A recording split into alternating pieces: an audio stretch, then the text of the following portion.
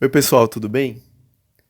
Bom, nessa aula de autoridades a gente está falando aí sobre as reformas estruturantes, em especial a reforma da Previdência e a reforma tributária.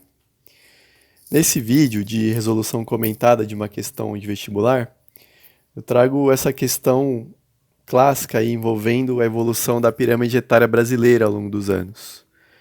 Essa questão da UERJ de 2011, ela é mais vinculada à reforma previdenciária. Bom, justamente por aquela razão que a gente comentou, que é a principal causadora aí de toda essa discussão de reforma previdenciária, que é o aumento na expectativa de vida dos brasileiros e as consequências econômicas disso.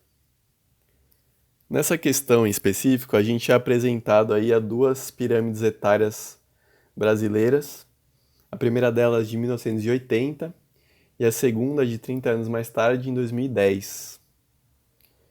O que a gente pode observar aí nessa pirâmide da esquerda é que em 1980 a gente tinha uma participação muito maior aí proporcional das crianças e adolescentes constituindo a população brasileira. E no topo dessa pirâmide a gente vê uma participação bem reduzida dos idosos. Essa realidade vai se alterando ao longo do tempo, até que em 2010 a gente tem uma diminuição ali na base da pirâmide, na porcentagem de pessoas de 0 a 4 anos. E também eu destaco que a porcentagem de idosos na população brasileira vai aumentando. Bom, e o que essa questão nos pede após analisarmos esses dois gráficos? Ela pergunta o seguinte: nas duas últimas décadas, o governo federal vem propondo ações no sentido de oferecer uma resposta às transformações na composição etária da população brasileira. Essas ações têm seguido uma tendência que se manifesta mais diretamente na seguinte iniciativa. Ela apresenta as seguintes alternativas: A. Revisão das bases da legislação sindical. B. Alteração das regras da Previdência Social. C. Expansão das verbas para o ensino fundamental. Ou D. Ampliação dos programas de prevenção sanitária. Bom, então eu vou começar os meus comentários pelas alternativas incorretas. Começando aí pela alternativa A, revisão das bases da legislação sindical. Como a principal conclusão que a gente tira desses gráficos é que houve um envelhecimento da população, isso significa dizer que houve também uma menor porcentagem de pessoas na idade ativa no Brasil. Por isso, as questões trabalhistas ou sindicais, elas não teriam uma prioridade nas ações do governo brasileiro a resposta a essas transformações na composição etária da população. Pulando aí a alternativa B, temos outra opção incorreta, que é a alternativa C, expansão das verbas para o ensino fundamental.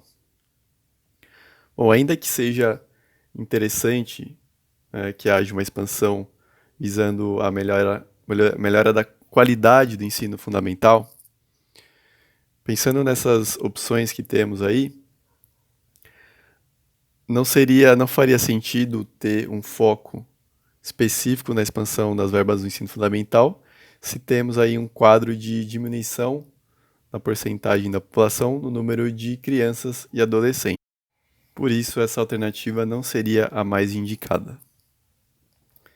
Indo aí para a alternativa D, ampliação dos programas de prevenção sanitária. Essa é uma alternativa que busca fazer uma confusão entre o termo prevenção social, que quer dizer previdência, e o termo prevenção sanitária, que realmente não faz sentido algum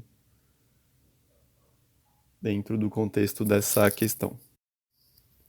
A alternativa correta, claro, é a B, alteração nas regras da Previdência Social, por tudo aquilo que abordamos na aula expositiva, né, que é a questão do aumento da expectativa de vida e também na diminuição das taxas de fecundidade. Então, fazendo que haja um maior número de pessoas aposentadas e que recebem esses benefícios da Previdência Social, e por outro lado não está tendo aí uma compensação no número de trabalhadores ativos.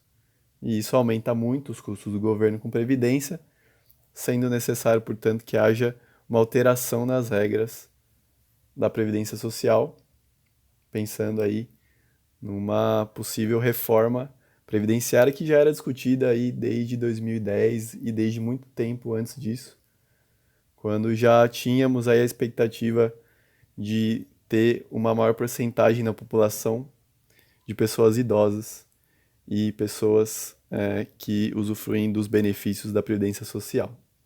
Bom, e com esse comentário eu fecho esse meu vídeo explanatório.